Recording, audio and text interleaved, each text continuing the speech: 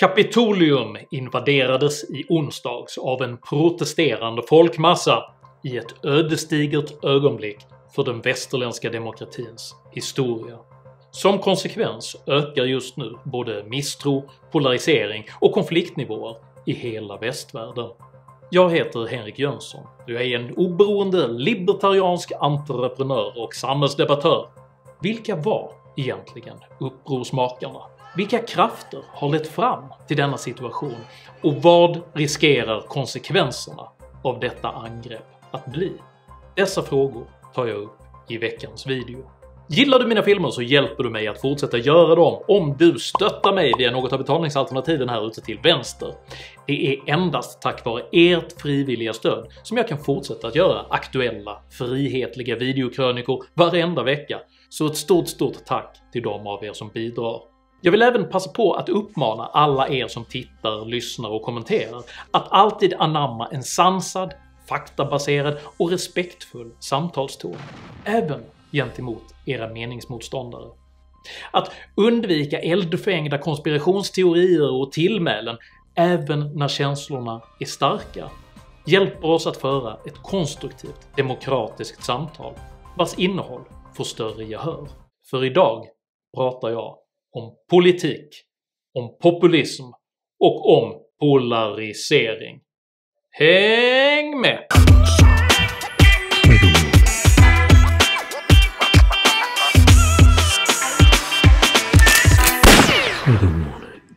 When two tribes go to war, a point is all that you can score. Så skaldade 80-tals discobandet Frankie Goes to Hollywood i det kalla krigets polariserade kärnvapenskugga. Begreppet polarisering beskriver när politiska åsikter divergerar till motsatta ideologiska extremer, vilka i sin yttersta form leder till en form av självförstärkande destruktiv spiral av vrede, misstro och splittring.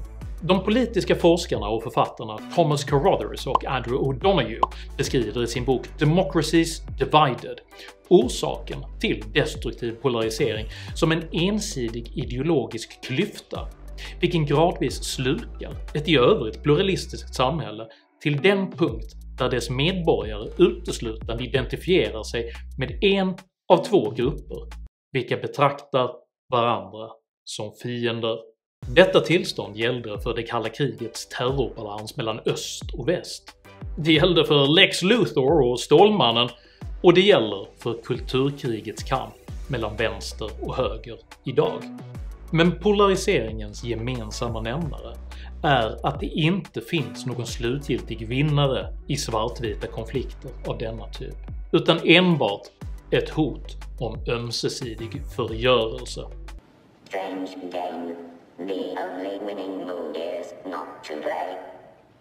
Den amerikanska valrörelsen har tjänat både som ett uttryck för och som en förstärkning av just denna polarisering, där både republikaner och demokrater förstärkt sina konfliktytor genom allt vulgärare angrepp och allt ensidigare beskrivningar av verkligheten. Graduated last in your class, not first in your class.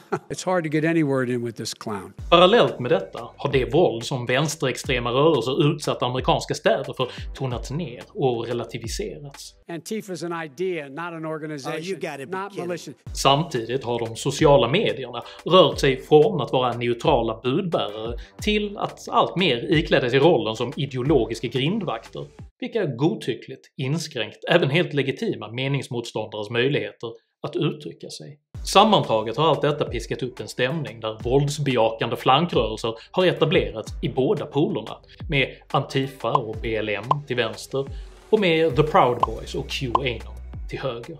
Frågan var aldrig om valresultatet skulle ge upphov till våldsamheter, utan bara varifrån våldet skulle komma.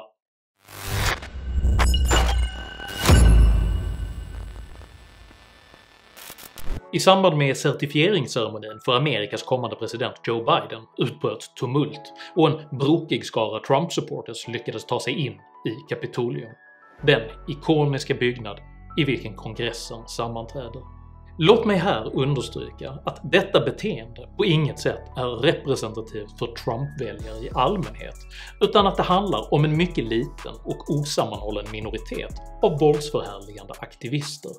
Och låt mig samtidigt också kväsa eventuella konspirationsteorier om att dessa personer skulle vara utklädda medlemmar från vänstergrupper syftande till att underminera Trump-administrationens sista dagar. Utöver att det är en extremt långsökt föreställning att Antifa skulle lyckas infiltrera en grupp Trump-anhängare, så är det uppenbara rättsliga efterspelet för olaga intrång i en politiskt känslig byggnad en orealistisk kostnad att dra på sig, enbart för att underminera sina meningsmotståndare. Tidningen The Washington Times drog snabbt tillbaka en felaktig rapport om att ansiktsigenkänningsmjukvara från företaget XR Vision skulle ha identifierat Antifa-medlemmar bland upprorsmännen. De identifierade personerna utpekas nu istället som nynazister. Ännu florerar dock många förvanskade bilder i sociala medier som påstår att personerna som begick intrånget skulle vara vänsteraktivister. Detta stämmer inte, och här är ett par exempel.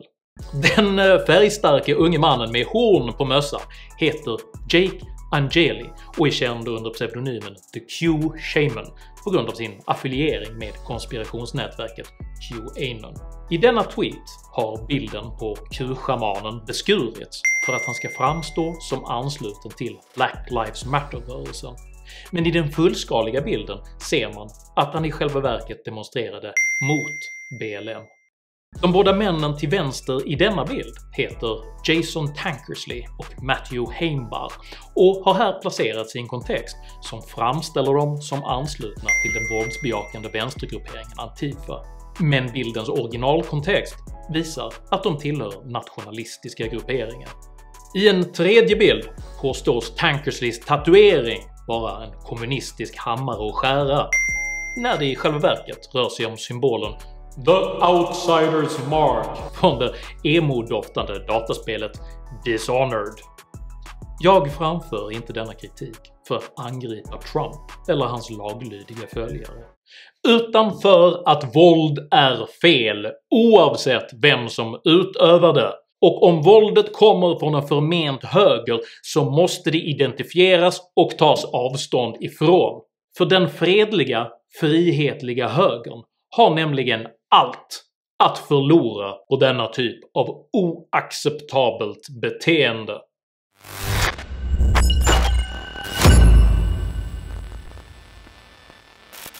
Händelserna på Kapitolium innebär en fördjupning av en redan destruktiv misstro och polarisering, där delar av högern upplever sig allt mer utsatt för en konspirerande vänsters förtryck. And we are going to fight like hell against the tyrannical Democrats. Och där den identitetspolitiska vänstern framdriver allt snävare ramar för på vilka villkor kommunikation ska få lov att bedrivas. Denna utveckling är ett misslyckande för hela det demokratiska systemet och riskerar att skapa ett debattklimat där alla sansade individer, till både höger och vänster, helt fördrivs och bara de mest extrema rösterna orkar vara kvar. Hey kids, always recycle. To the extreme! Rötterna till den polarisering som nu uttrycks i form av våld beskrivs av konfliktforskarna Jennifer McCoy och Murat Somer som ett resultat av mångårig politisk opportunism, där meningsmotståndare demoniseras samtidigt som utvalda samhällsgrupper särbehandlas positivt. Utan att på något sätt ursäkta våldsyttringar är det enkelt att förstå den frustration som många konservativa känner över vänsterns hyckleri, dubbla måttstockar och deplattformeringar. Det borde exempelvis vara hårresande för vilken demokratiskt sinnad person som helst när en liten klick miljardärer i Silicon Valley godtyckligen och i strid med den lag som gett dem sin framskjutna position plötsligt börjat bete sig som ideologiska redaktörer och allt oftare blockerar helt legitimt innehåll och personer från sina oligopoliska nätplattformar. Det är även djupt polariserande att politiker och medier under månader ignorerat, relativiserat och beskrivit de våldsamma vänsteraktivister som tenderade på amerikanska innerstäder som mostly peaceful bara för att just dessa grupper ligger ideologiskt i linje med vänsterns politiska agenda rörande offerskap och maktanalys. I know that there are protests still happening in major cities across the United States. They're not going to let up, and they should not. Och det är outhärdligt att se hur kvicka politiker och opinionsbildande medier är att fördöma sina meningsmotståndare samtidigt som man rusar till sina meningsförändrars försvar, oavsett vilka övergrepp det gäller. För genom upplevelsen av att samhället behandlar olika grupper på olika sätt, till exempel när snarlika brott framställs helt olika beroende på vilka grupper som är inblandade, skadas långsiktigt förtroendet för ett rättssäkert samhälle där lagen gäller lika för alla. Eventuella missförhållanden av denna typ legitimerar på inget sätt att medborgarna börjar bryta mot lagen, men för de politiker som säger sig vilja bekämpa polarisering och våld torde det utgöra en stark signal om att man borde titta sig i spegeln och ställa sig frågan om man verkligen behandlar alla medborgare på samma sätt, med samma regler och med samma bemötande.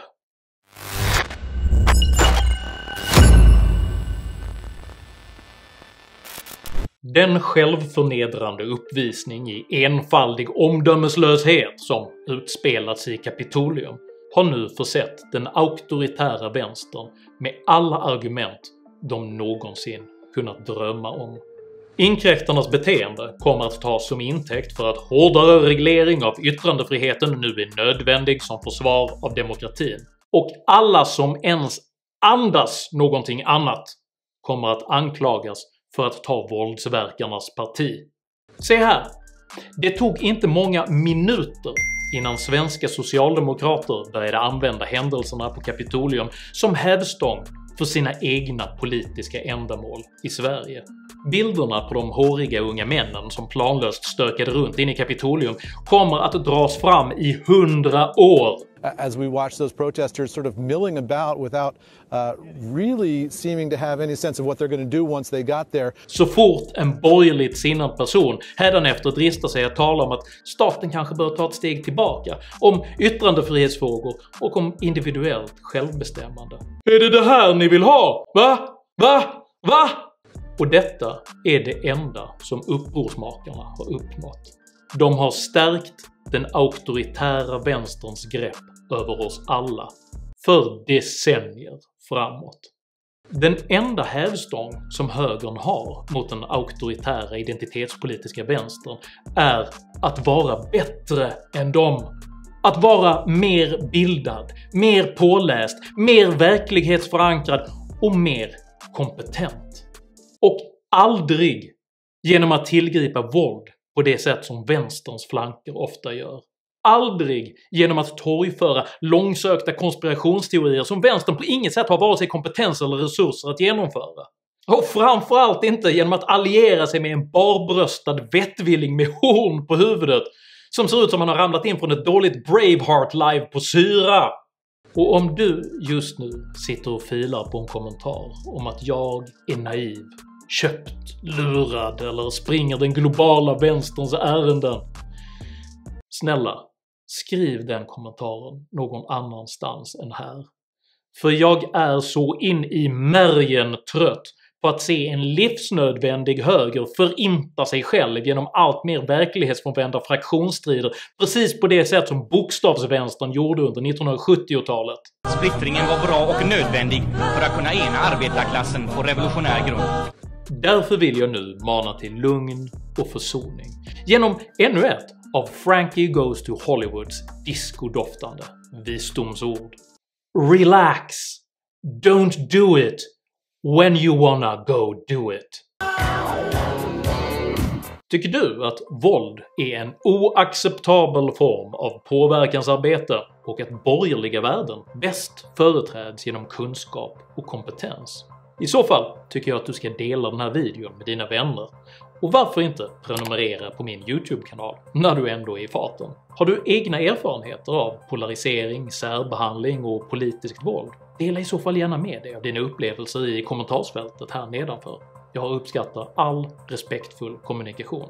Men, som jag sa i videons inledning, tänk på att vara artig även mot dina meningsmotståndare. Jag heter Henrik Jönsson och jag företräder en fredlig, frihetlig libertarianism som är garanterat befriad från pälsmössor med horn.